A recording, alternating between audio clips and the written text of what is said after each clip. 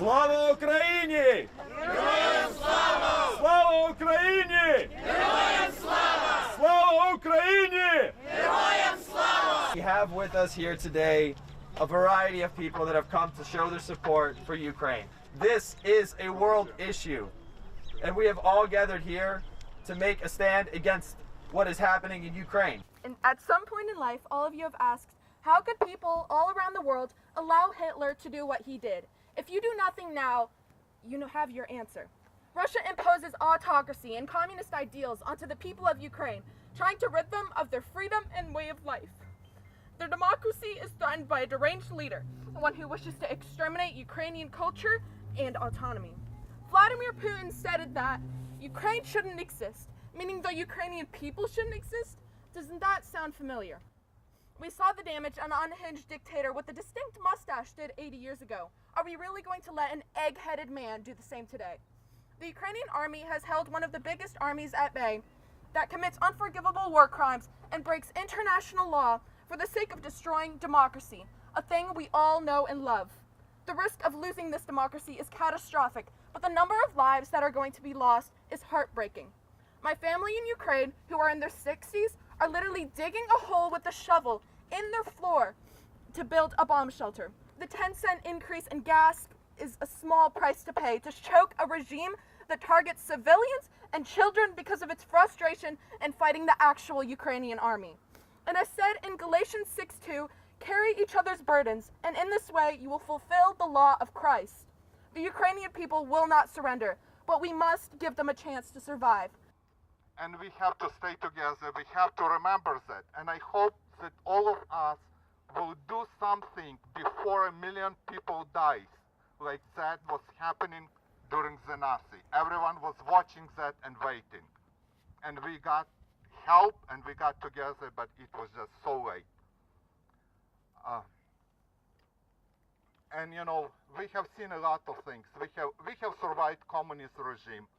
We came here to United States and we have freedom, and we want freedom for Ukraine, we want freedom for all around the world, we want freedom for Russian people, because today they are getting out on the street to defend the democracy in their country too. But unfortunately, they've been arrested. Those children that you probably have seen those pictures been jailed. All my family is in there, and unfortunately on February 24th, when we got the first news around 5 a.m., the Russian troops were already in our town. They crossed the border, they captured our custom military, and since then the town is surrounded. As for now, I don't have a contact with my family, and I do know that Sumy doesn't have electricity, we don't have water, we don't have heating. So since last Wednesday, all my family is staying in the shelter in my uncle's house. So we have an agreement that once a day at 5 p.m. local time, if they have a chance, they come back from underground and text me that everything is fine. It matters for you, that it matters that Ukrainian people are fighting for humanity.